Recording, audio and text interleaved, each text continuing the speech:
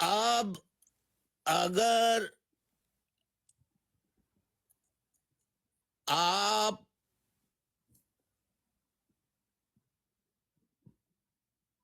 25-50 آدمی گنوں کے ساتھ وہاں پہنچ کر ان میں سے کچھ کو مار دیں، باقی سے کہیں کہ ہتھیار ڈال دو ورنہ سب کو مار دیں گے، باقی سارے ہاتھ اٹھا کے کھڑے ہو جاتے ہیں اور آپ گھر پہ قبضہ کر لیتے ہیں۔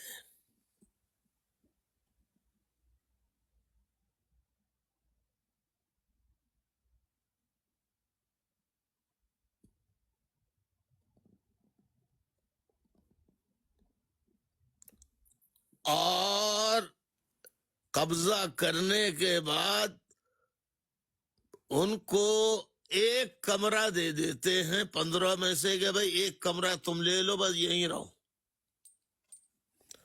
باقی پورے گھر پر آپ کا قبضہ، گھر کی تمام قیمتی اشیاء پر آپ کا قبضہ، گیس آپ کے گھر سے نکلتی،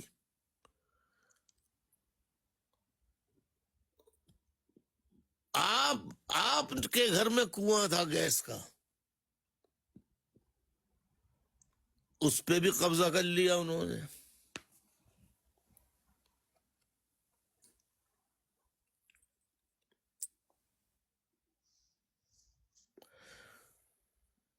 تو جن کے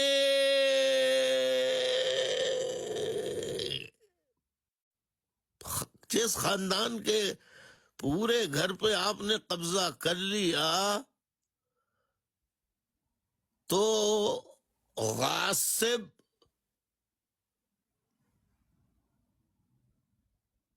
جابر ظالم اور ناجائز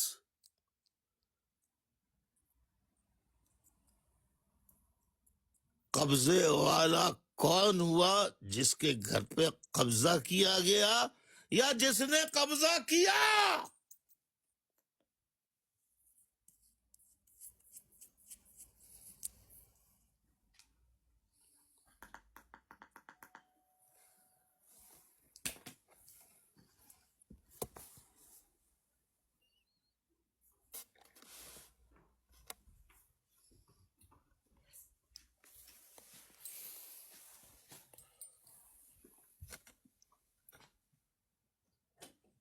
اچھا، جس نے اب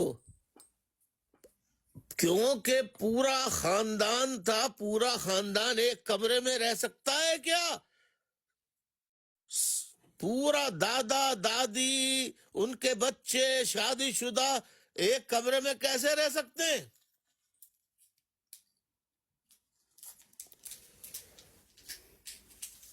جب وہ احتجاج کریں گے کہ بھائی ہمیں کم از کم آدھا تو دے دو، تو جو یہ مطالبہ کرے اس کو آپ مارنا شروع کر دیں۔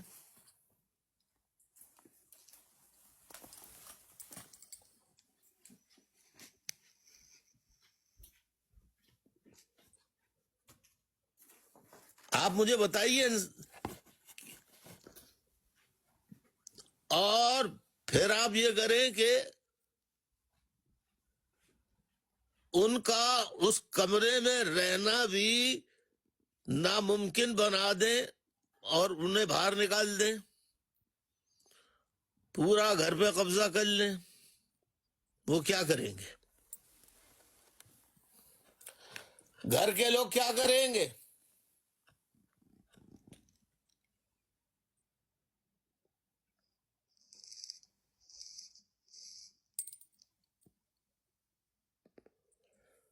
گھر کے لوگ کیا کریں گے؟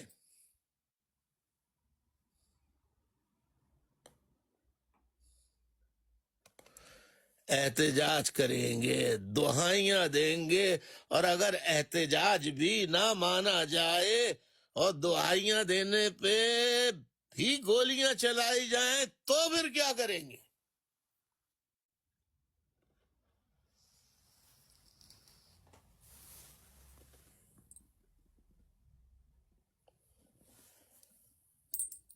جواب نہیں دے رہا کوئی، صحیح طریقے سے جواب دے، کیا کریں گے؟ کھل کے بولے نا۔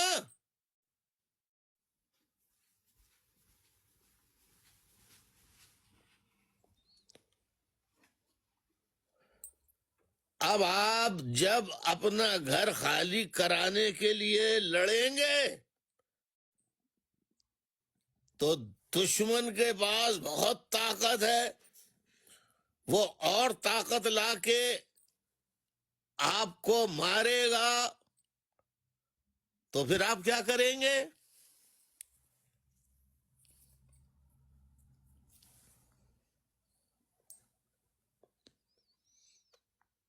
تو پھر آپ کیا کریں گے؟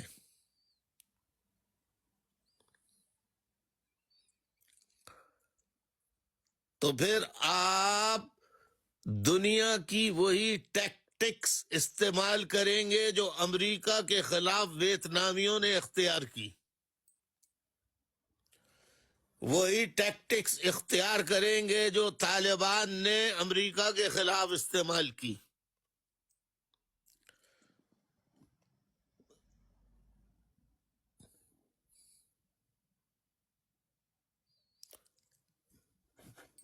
اردو میں اس کو فدائی حملے کہتے ہیں، اور انگریزی میں اس کو گوریلا اٹیک کہتے ہیں۔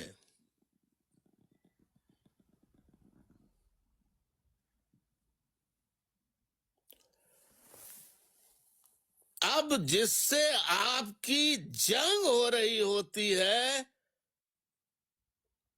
وہ آپ کو کیا کہتا ہے؟ وہ آپ کو کیا کہتا ہے؟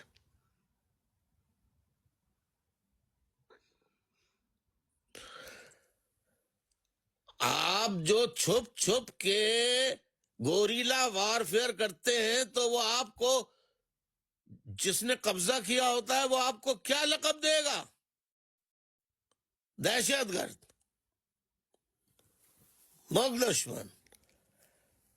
یعنی آپ اپنے گھر کو آزاد کرا رہے ہیں، اس کے لیے لڑ رہے ہیں، تو آپ ہو گئے دہشت، یعنی آپ آزاد کرانے کا مطالبہ کرنے والے تو ہو گئے دہشت گرد، اور جس نے قبضہ کیا ہے وہ کیا ہوا؟ وہ کیا ہوا؟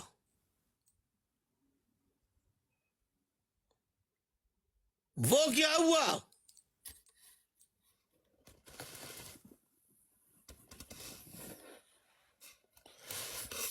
سن لیجئے، میری بلوچستان کی کتاب میں بہت 5-6 سال ہو گئے لکھے ہوئے، پتہ نہیں 10 سال پہلے لیکچر دیے تو اس پہ بنی تھی، وہ آج تک مارکیٹ میں نہیں ہے، میں کیا بتاؤں، لیکن میں اپنے لیکچرز میں بتا چکا ہوں کہ 1947 میں بلوچستان پاکستان کا حصہ نہیں تھا۔ لکھ لیجئے، اس کو لکھ لیجئے۔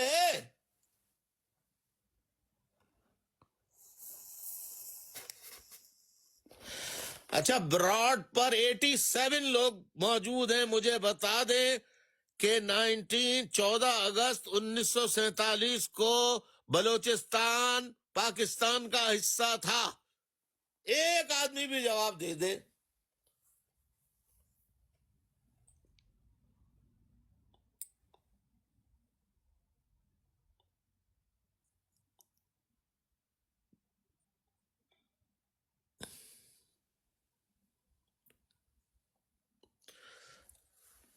اب میں معذرت کے ساتھ ٹیلی ویژن پر بلوچوں کو دہشت گرد کہنے والے بلوچوں کو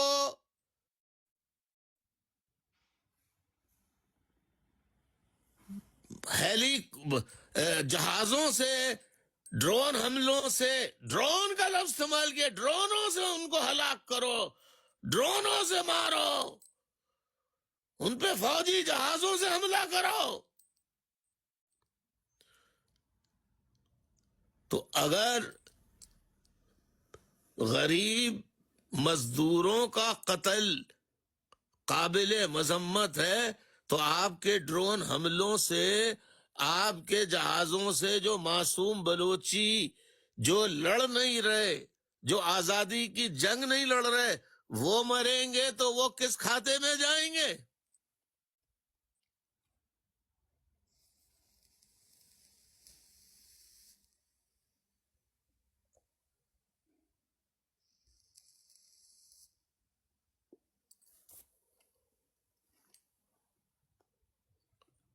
دیکھیے 94 ہو گئے، ابھی تک ایک آدمی نہیں آیا ہے جس نے کہا کہ بلوچستان 1947 14 اگست کو پاکستان کا حصہ تھا۔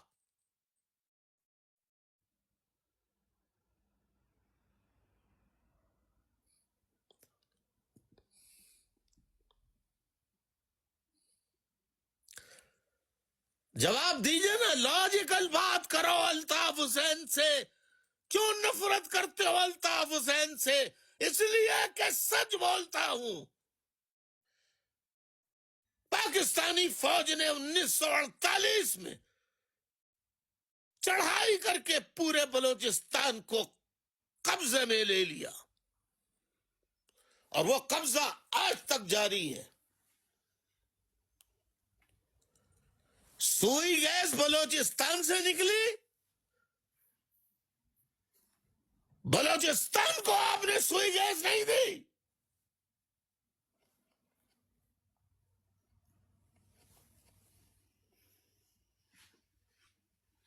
پورے پنجاب کو،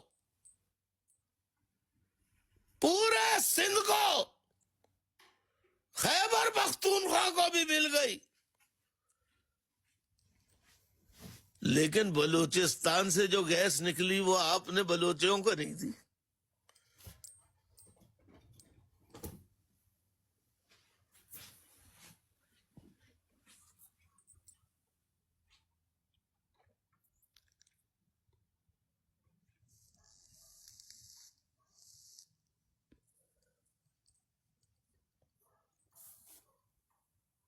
اب ہوا کیا؟ ہوا یہ کہ بلوچ عوام کے سردار ہوا کرتے تھے، اور آج بھی ہیں۔ سردار جو لڑنے والے تھے، نوروز خان اور ان کے ساتھی، ان کو پاکستان کی فوج کے جرنیلوں نے ہاتھوں میں قرآن اٹھا کے کہا، لڑائی لڑائی بند کرو، قرآن کا واسطہ دیتے ہیں، تم نیچے اتر آؤ پہاڑوں سے، ہم تم لوگوں سے بات چیت کر کے مسئلے کو حل بات چیت سے کر لیں گے۔ نوروز خان اور ان کے ساتھی قرآن مجید دیکھ کے وہ نیچے اتر آئے، ان سے ہتھیار لے لیے، اور ہتھیار لینے کے بعد بات چیت کیا کرنا تھی، سب کو گرفتار کر لیا اور سب کو پھانسیاں دے دیں۔ یہ بے ایمانی کس نے کی؟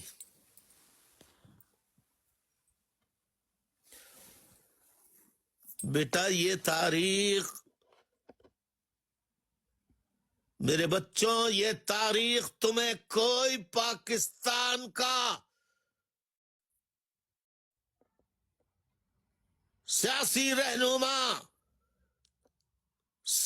بڑا، بہت بڑا تاریخ داں، وہ بھی تمہیں نہیں بتائے گا جو الطاف حسین بتاتا ہے۔ اور غلط ہے تو ثابت کر کے بتاؤ۔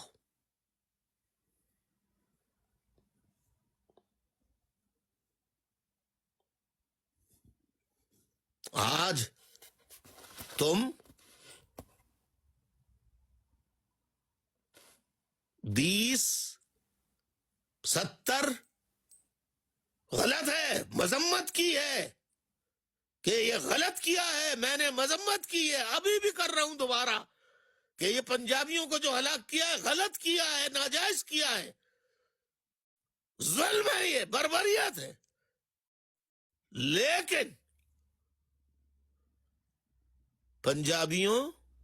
Punjabi journalist, Punjabi anchor persons, دفاعی تجزیہ نگار، یہ بتاؤ سیاست میں تو الطاف حسین تھا،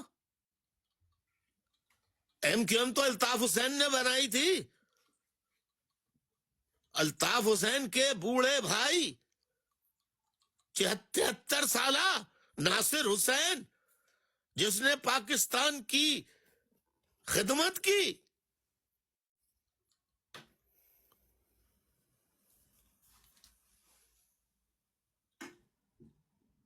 اس کو اور ان کے بیٹے این اے ڈی یونیورسٹی کے طالب علم میرا ہی بہنوئی اسلم ابراہانی، یہ تو ایم کیو ایم کے ممبرز بھی نہیں تھے، کسی بھی جماعت کے نہیں تھے، غیر سیاسی لوگ تھے. ان تینوں کو قتل کیوں کیا فوج نے؟ جواب دو.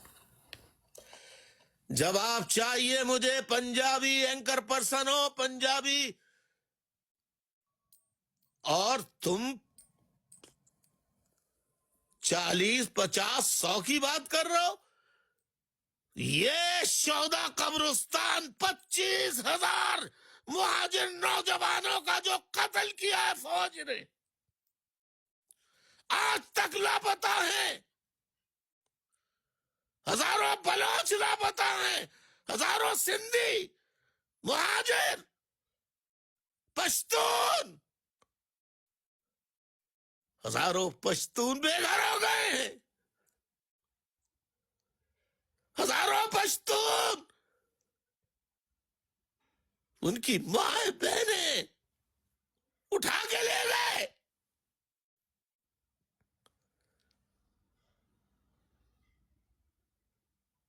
اے پی ایس کا آرمی پبلک اسکول پشاور کس نے کرایا تھا؟ کس نے کرایا تھا؟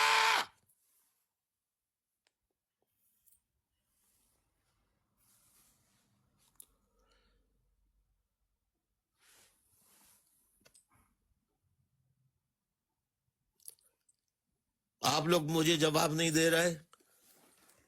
ٹھیک ہے، میں نے مذمت کر دی. میں آگے آپ کو فریڈم فائٹر اور ٹیررسٹ کا فرق بتانے والا تھا. اب میں کچھ نہیں بتا رہا، کیونکہ آپ لوگوں میں ہمت ہی نہیں ہے جناب کسی میں.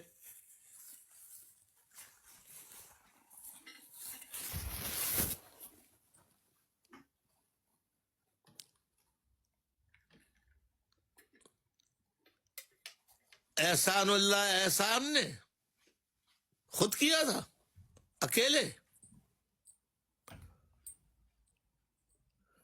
احسان اللہ احسان کو پکڑ لیا تھا، فوج کی کسٹڈی میں تھا، پوری فیملی کے ساتھ، کسی اڈیالہ جیل میں نہیں تھا، فوج کی کسٹڈی میں تھا، پورے خاندان سمیت. کیسے بھاگا؟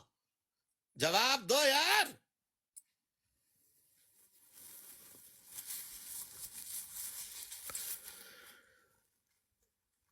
کوئی لڑائی نہ بلوچ چاہتا ہے، نہ سندھی چاہتا ہے، نہ مہاجر چاہتا ہے، نہ پشتون چاہتا ہے.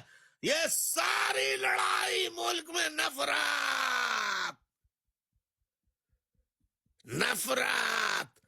فوج نے، فوج کے جرنیلوں نے پاکستان بننے کے فوراً بعد سے جو پھیلانا شروع کی، وہ آج تک